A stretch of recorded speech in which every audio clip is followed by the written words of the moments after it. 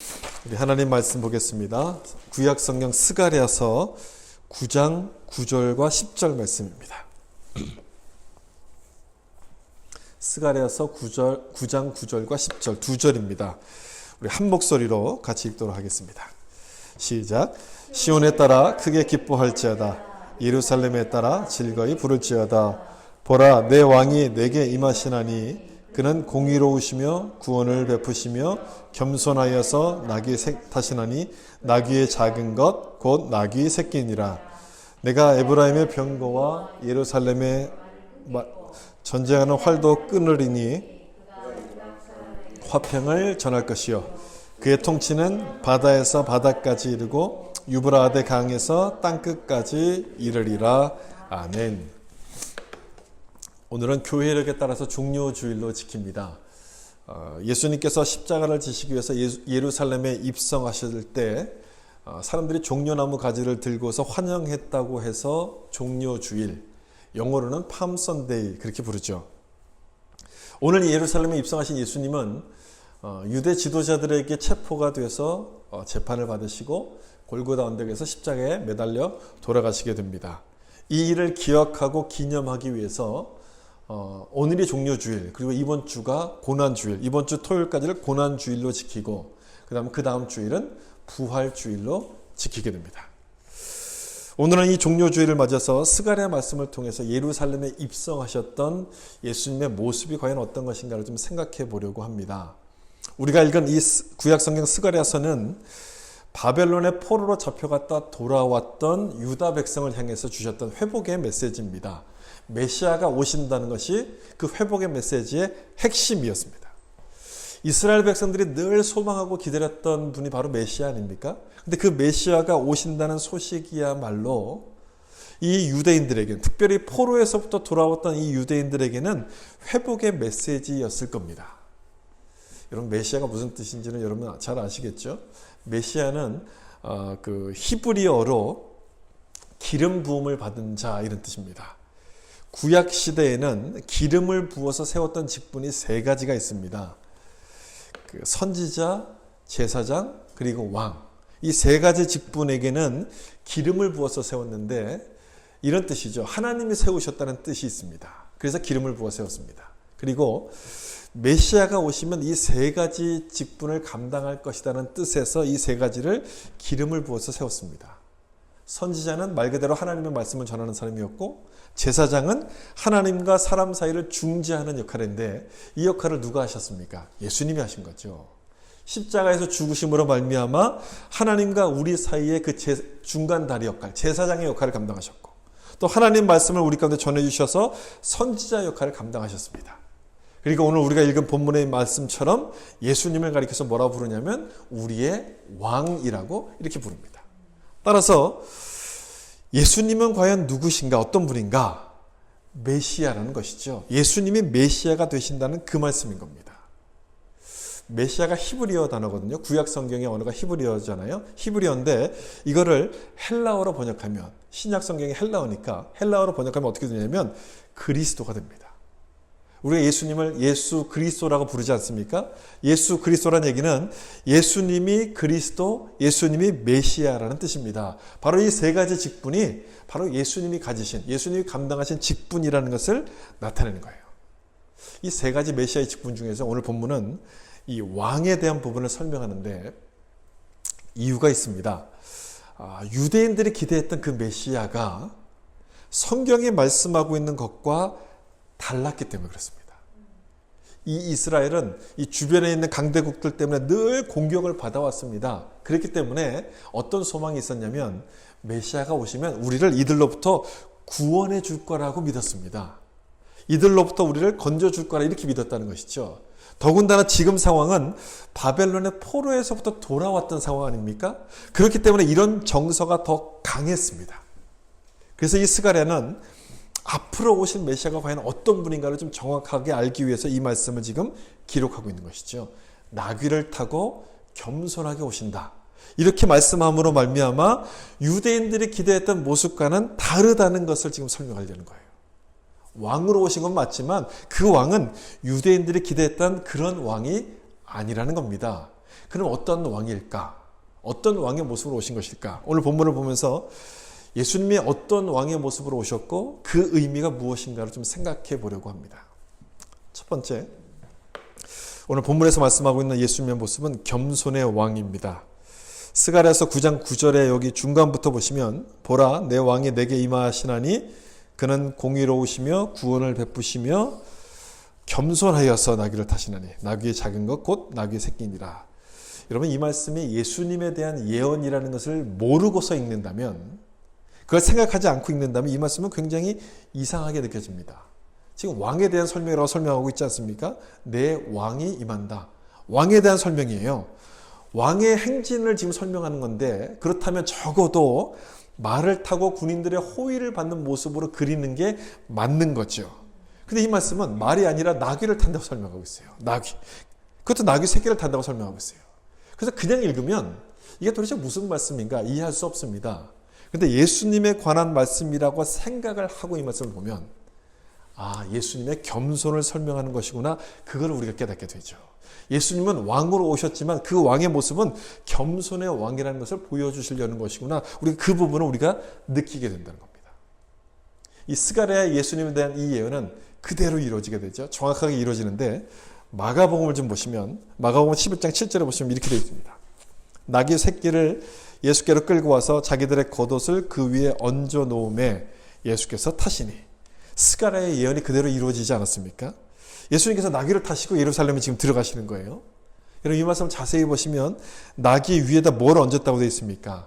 제자들의 겉옷을 거기다 얹었다고 되어 있어요. 왜 겉옷을 얹습니까? 안장이 없었으니까. 이 나귀가 안장을 얹을 만큼 아직 다 큰 나귀가 아니었다는 겁니다. 새끼 나귀였기 때문에 안장을 얹을 수도 없는 그런 상태였다는 거예요. 여러분 이 장면을 좀 상상해 보세요. 나귀를 타고 가시는 예수님의 모습. 당시 귀족이나 부자들은요, 말을 탔지 나귀를 타지 않습니다. 이 나귀는요, 짐을 끄는 데 사용하는 도구예요. 아니면 돈 없는 가난한 사람들이 겨우 이제 타고 다니는 그런 짐승. 그게 이제 나귀였습니다. 그런데 왕이신 예수님이 이 나귀를 탄 겁니다. 말도 아닌 나귀. 게다가 다른 어른 나귀도 아니라 이 나귀 새끼를 타신 거예요. 여기 사진을 보시면 아마 이런 것 아닌가 싶어요. 이 새끼 나귀의 모습인데요. 이 나귀가 다 커도 키가 140cm 정도밖에 안 된답니다. 그러니까 뭐 다 큰 거나 어린 거나 뭐 그게 그건 거죠. 그런데 새끼였으니 더 작았겠죠. 그 위에 딱 올라타더라도 땅에 막 발에 끌릴 정도였을 거예요. 여러분 예수님이 그런 엉거주춤한 모습을 가지고 사람들이 벗어놓은 옷 위를 이렇게 통과하면서 예루살렘으로 들어가신 겁니다. 어떤 모습인지 상상이 되시지 않습니까? 여러분 같으면 이런 예수님의 모습을 보면서 야, 저분이야말로 바로 나의 왕입니다, 이렇게 소리칠 수 있겠습니까? 그렇게 외칠 수 있겠습니까? 어렵죠. 힘들 거예요. 예수님의 이 모습은, 나귀를 타신 예수님의 이 모습은 절대로 자랑할 만한 그런 모습이 아닙니다. 좋게 말해서 겸손인 것이지 이거는 너무너무 초라한 모습이에요. 창피한 모습이에요. 예수님 당시에 6월절이 되면 예루살렘 주변으로 사람들이 얼마가 모였냐면요, 200만이 넘는 사람들이 모였답니다. 엄청난 인원이죠. 그 당시 인구 기준으로 보면 엄청난 사람들이 모인 거예요. 우리가 명절이 되면 고향에 찾아가듯이 여러 곳에 흩어져 살던 유대인들이 6월절이 되면 예루살렘으로 이렇게 다 모이는 겁니다. 오래간만에 이 고향 사람들을 만나게 되는 것이니 여러분 어떤 모습을 하고 왔겠습니까? 한껏 치장을 했을 거예요. 내가 이렇게 성공했다는 걸 보여주기 위해서 좋은 옷을 입고 뭐 멋진 말을 타고 오거나 아니면 많은 사람들을 거느리고 오거나 화려한 마차를 타고서 왔을 겁니다. 그렇게 6월절이 되면 모든 사람들이 치장을 하고서 이렇게 모여드는데 예수님은 지금 뭘 타고 오십니까? 나귀를 타고 오세요. 나귀를 타고 오셨어요. 요즘으로 하면 남들은 슈퍼카를 타고 오는데 예수님은 스쿠터를 타고 오신 것과 똑같은 거예요. 그냥 덜덜덜 거리면서 오신 거예요. 초라한 모습이죠. 참 부끄러운 모습인 거죠. 마태복음 읽어보면 이 장면을 기록할 때 예수님이 예루살렘 성에 입성하실 때 온 성이 소동했다 이렇게 기록합니다. 근데 저는 이 마태가 좀 과장해서 기록을 하지 않았을까 이렇게 생각해요. 왜냐하면 마태의 기록대로 소동이 일어났다면 주변에 있던 로마 군인들이 예루살렘은 다 투하됐을 겁니다. 다 모였을 겁니다. 경계 근무를 섰을 것이고요. 거리마다 다 배치가 됐을 거예요. 근데 그런 기록이 없는 걸 보면 그 기록대로 큰 소동이 아니었다는 거죠. 거기 모인 유대인들이 막 예수님을 향해서 호산나라고 함성을 질렀어요. 그렇지만 그 모든 것들이 로마 군인들이 볼 때는 소동이 아니라 반란이 아니라 그냥 하나의 그냥 축제처럼 그냥 하나의 장난처럼 그렇게 보였다는 겁니다. 예수님이 뭘 타고 오셨기 때문에? 나귀를 타셨기 때문에. 나귀를 타고 오셨기 때문에 너무너무 예수님의 모습이 초라했기 때문에 호산나라고 외쳤어도. 호산나라는 뜻은요, 여러분, 우리를 구원하소서 이런 뜻입니다. 어떻게 보기에는 로마 군인들이 보기에는 이건 반란의 소지로 보일 수 있는 그런 얘기인 거죠. 그럼에도 불구하고 이걸 신경 쓰지 않았다는 거예요. 나귀 타신 예수님 모습이 너무너무 초라했기 때문에. 이렇게 초라한 모습으로 예수님은 종려주일에 예루살렘 성에 입성을 하시게 돼요. 근데 중요한 것은 예수님이 돈이 없어서 이 나귀를 타신 것인가? 그게 아니었다는 거죠. 예수님이 능력이 없고 힘이 없어서 이 나귀를 타신 것인가? 그게 아니었다는 겁니다. 이 모습을 통해서 예수님은 예수님의 겸손을 보여주시고 싶었던 거예요. 여러분, 겸손이라는 게 언제 나타납니까? 무조건 고개를 숙인다고 해서 이 겸손이 나타나는 겁니까? 아니에요. 나귀를 타야 될 사람이 나귀를 타면 그건 겸손이 아닌 거죠. 그건 겸손이 아니에요. 말을 타야 되는 사람인데 나귀를 타게 되면 그게 겸손인 거예요.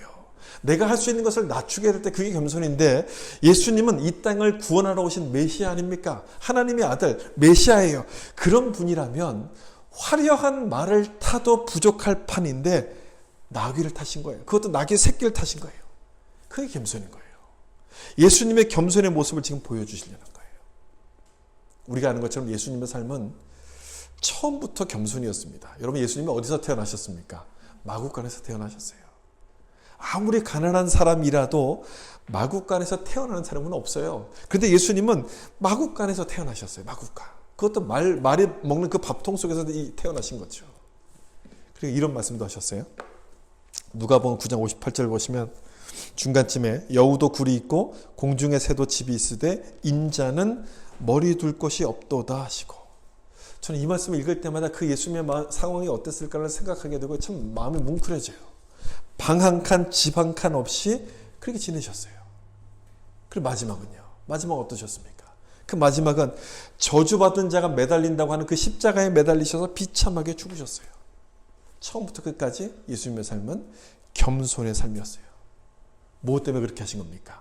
인자가 온 것은 섬김을 받으려 함이 아니라 섬기러 왔다는 그 말씀 때문에, 그 말씀을 지키기 위해서 그렇게 하신 거예요. 섬기러 오신 것, 우리를 구원하러 오신 것, 그것 때문에 예수님께서 그런 삶을 사셨던 것이죠. 여러분, 우리가 구원받은 것은 바로 그것 때문 아닙니까? 예수님께서 이 나귀를 타실 정도로 그 겸손한 모습이었기 때문에 우리가 구원받은 건 아니에요. 왕의 위엄을 버리신 그 겸손 때문에 우리가 구원을 받은 거예요. 만약 예수님이 난 나귀 타기 싫습니다. 나귀 말고 말을 주세요 라고 했다면, 그 왕의 체면을 버릴 수 없다고 하셨더라면 우리는 구원받지 못했을 겁니다. 우리가 구원을 받았다는 것은요, 예수님께서 나귀를 타실 정도로 자기를 낮추셨던 그 예수님의 겸손 때문이었습니다. 그것 때문에 우리가 구원을 받았고 이 자리에서 하나님을 예배할 수 있는 그런 영광을 얻었다는 것을 우리가 기억해야 된다는 것이죠. 그렇다면 여러분, 나귀를 타셨던 그 초라하신 예수님의 모습은 창피한 게 아니라 뭐가 되는 겁니까? 우리의 영광이고 우리의 자랑이 되는 거예요. 나귀를 타신 저분이야말로 바로 나의 왕입니다라고 당당하게 외칠 수 있는 그런 근거가 된다는 것이죠. 또 하나, 이 나귀 타신 예수님의 모습은 우리가 자랑할 만한 것뿐 아니라 그 예수님의 그 모습을 우리가 본받아야 되는 것이기도 합니다. 예수님께서 우리를 겸손한 모습으로 구원하셨다는 얘기는 무슨 얘기냐면, 우리도, 구원받은 우리도 예수님처럼 겸손해져야 된다는 것 아니겠습니까? 그거죠. 그 말이에요. 예수님이 나귀를 타신 것처럼 우리도 그 겸손을 본받으라는 그런 뜻입니다. 근데 여러분, 우리가 그렇게 하고 있습니까? 여러분, 그렇게 하고 계십니까? 예수님의 겸손을 닮아가고 계십니까? 아니에요. 솔직히 말하면 그렇지 않아요. 우리는 사실 나귀보다는 말을 더 타고 싶어요. 그렇지 않습니까? 이게 우리의 솔직한 마음 아닙니까? 우리가 기도하는 내용들을 보세요. 여러분, 뭘 구하십니까? 더 좋은 차, 더 큰 집, 더 좋은 직장, 더 좋은 삶, 이런 것들을 우리가 구하지 않습니까? 그걸 통해서 나를 좀 나타내보고 싶고 내가 좀 인정받고 싶어서 우리는 그걸 구해요. 자꾸 그걸 구해요. 나귀보다는 말을 구해요.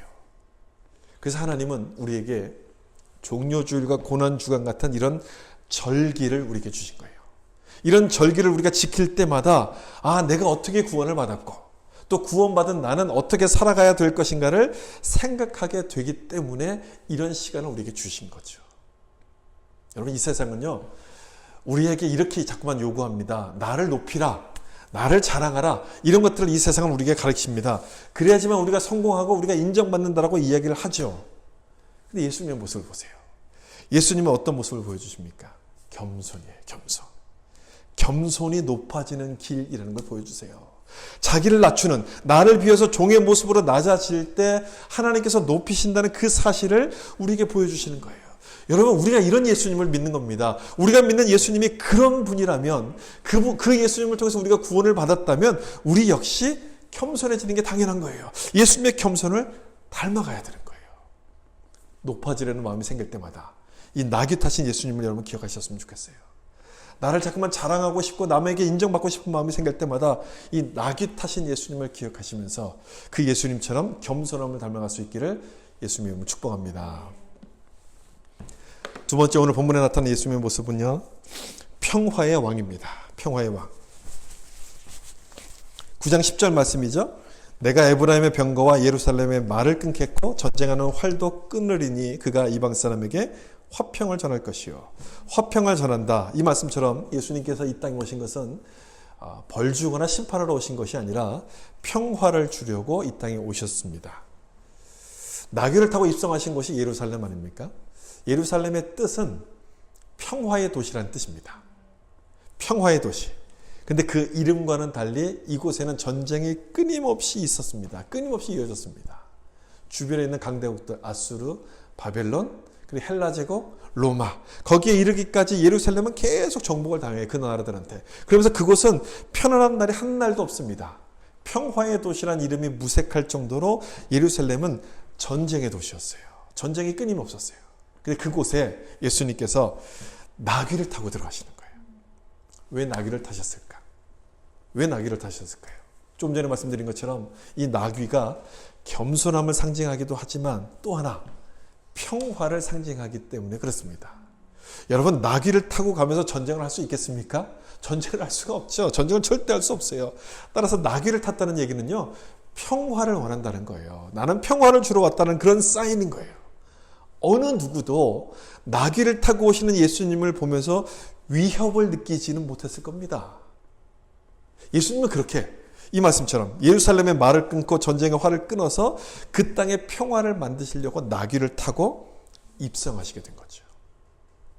근데 이 말씀은 우리의 상식으로 보면 맞지가 않는 말씀이에요. 우리의 상식으로 보면 맞지가 않아요. 나귀를 타고 전쟁을 어떻게 막을 수가 있겠습니까? 여러분, 전쟁을 막으려면 뭐가 있어야 돼요? 힘이 있어야 돼요. 힘. 전쟁 억제력, 이런 말 여러분 들어보셨죠? 전쟁을 막으려면 최소한 상대방보다 힘이 세거나 아니면 같은 힘이 있어야지만 전쟁을 막고 평화를 만들 수 있다는 그런 얘기예요. 그게 전쟁 억제력이에요. 이게 우리가 가진 평화에 대한 생각 아닙니까? 그래서 이 말씀이 이해가 잘 안 돼요. 그런 생각을 갖고 이 말씀을 보면 예수님은 나귀를 타신 거예요. 그 예수님의 제자들은 전부 뭡니까? 어부 출신들이에요. 뭐 전쟁을 해본 적도 없고 활을 쏘아본 적도 없습니다. 이런 예수님이 이런 제자들과 함께 어떻게 예루살렘의 평화를 만들 수가 있겠습니까? 나귀를 타신 예수님의 모습은 평화와는 정반대, 거리가 전혀 먼 그런 모습인 거예요. 근데 중요한 것은요, 성경은 이 예수님을 평화의 왕이라고 말씀을 하고 있다는 겁니다. 여러분, 이 부분이 중요한 거예요. 성경이 말씀하는 것과 우리 생각이 다르다는 것, 이 부분이 참 중요한 건 아닙니까?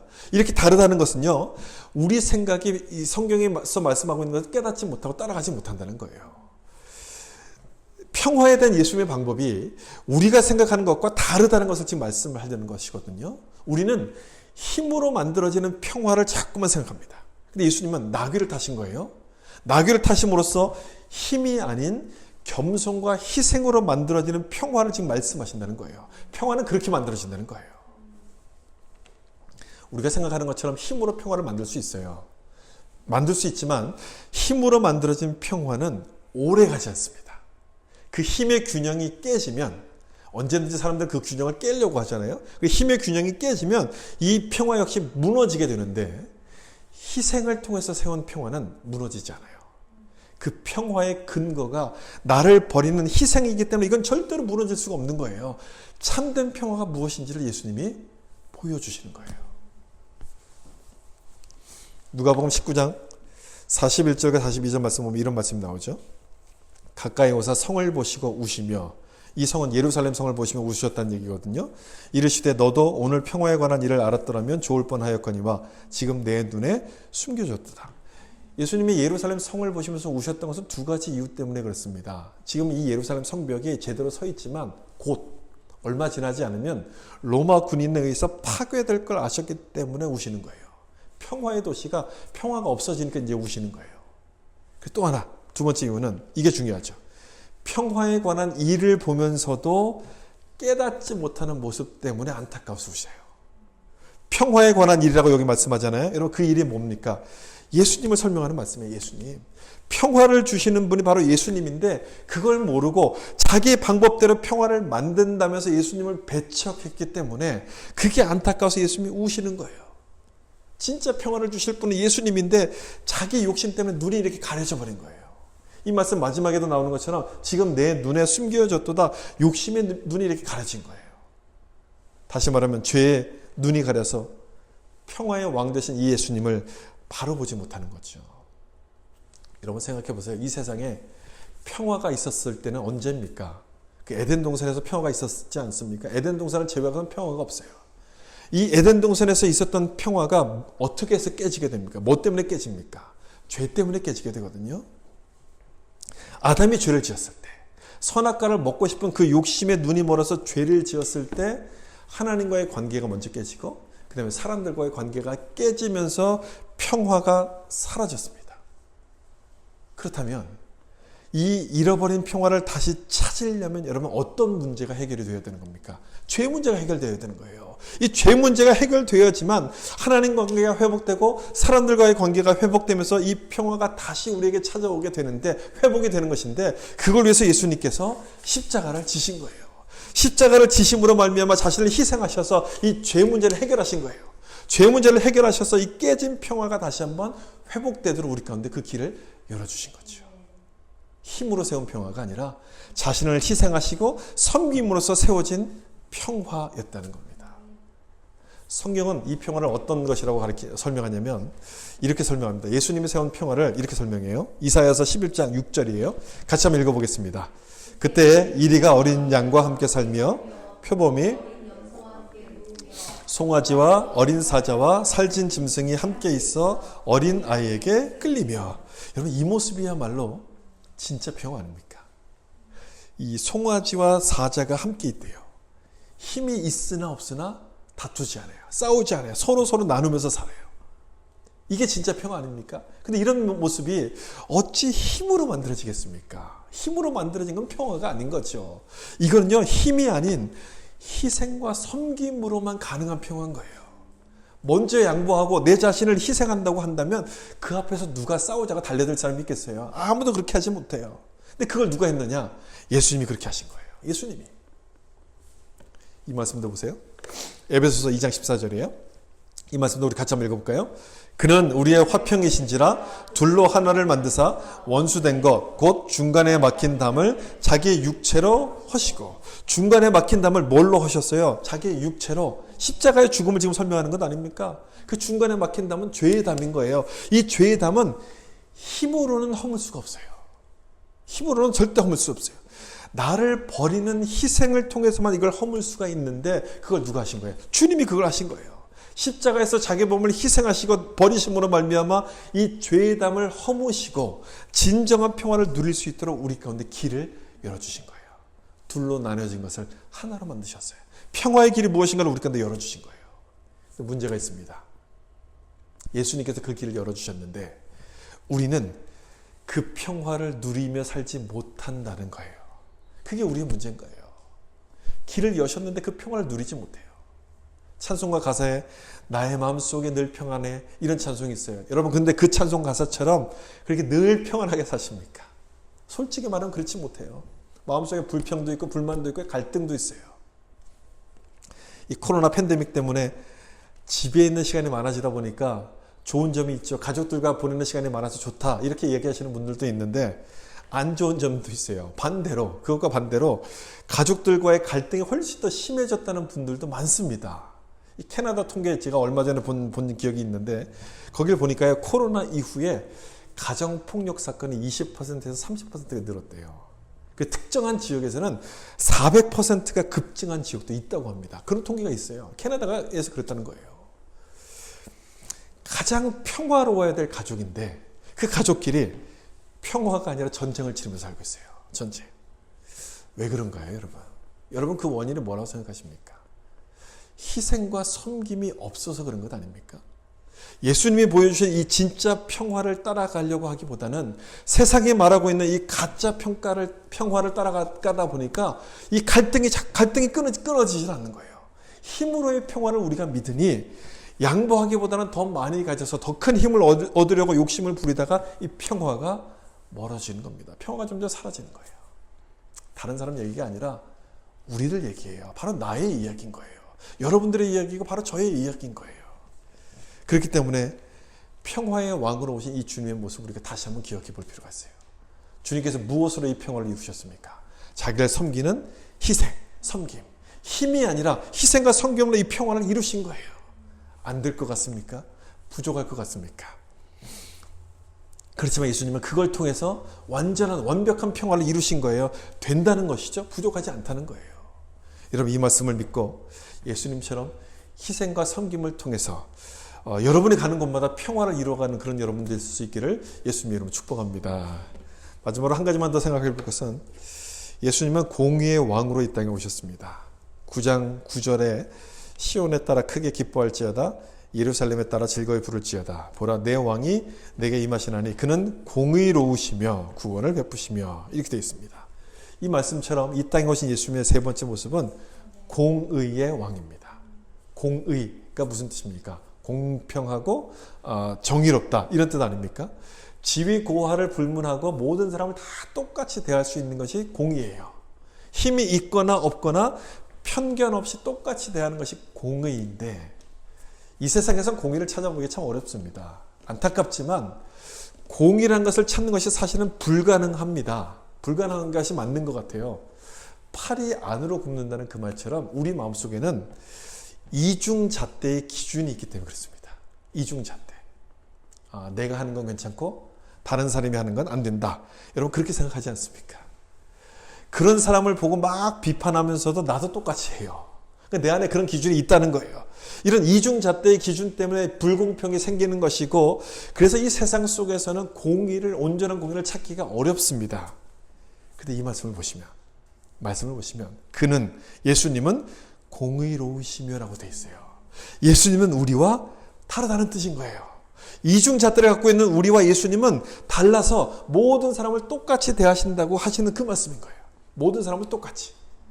이제 갓 믿은 초신자나 몇 대째 믿어왔던 그 집안의 사람이나 똑같이 대하신다는 거예요.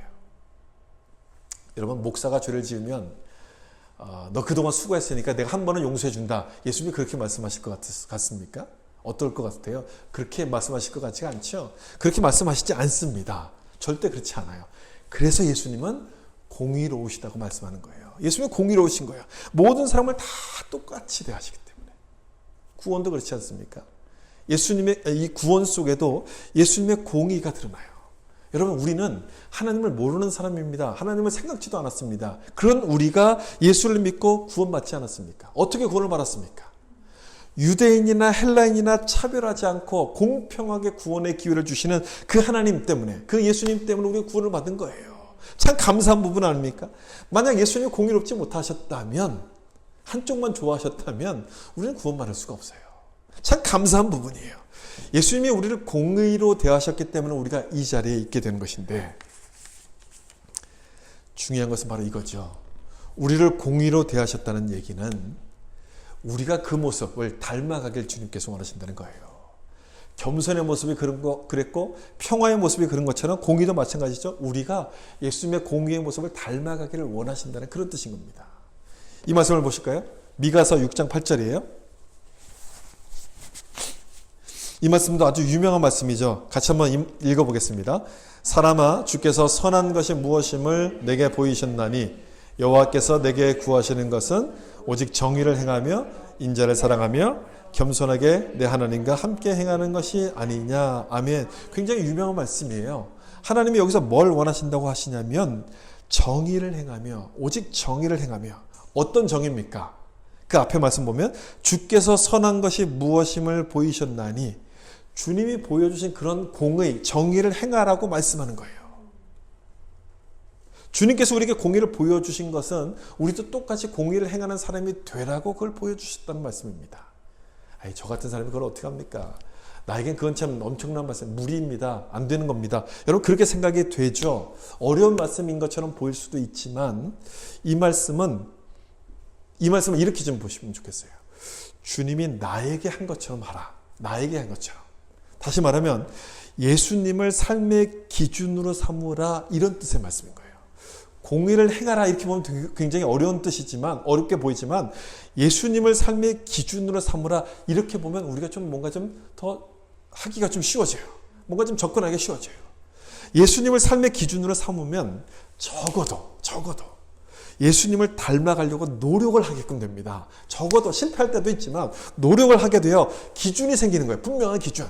분명한 기준이 생기기 때문에 내 이중잣대 기준들을 버리게 되는 거예요. 여러분 그게 공의를 행하는 거예요.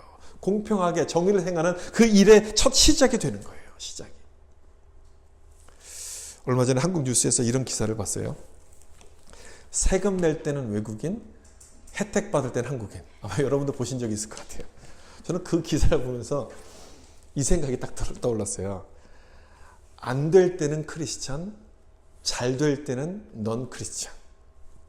무슨 말인지 여러분 이해가 되실 거예요. 그건 공의를 행하는 게 아닌 거죠. 아닌 거예요. 세상은 그렇게 해요. 여러분 세상은 그렇게 한다 할지라도 예수 믿는 우리는 그렇게 하면 안 됩니다. 혜택을 받을 때나 세금을 낼 때나 똑같아야 돼요. 예수 믿는 우리는 그렇게 해야 돼요. 왜냐하면 우리가 믿는 예수님은 공의의 왕이시기 때문에 그래요. 그 모습을 닮아가야 되는 거예요.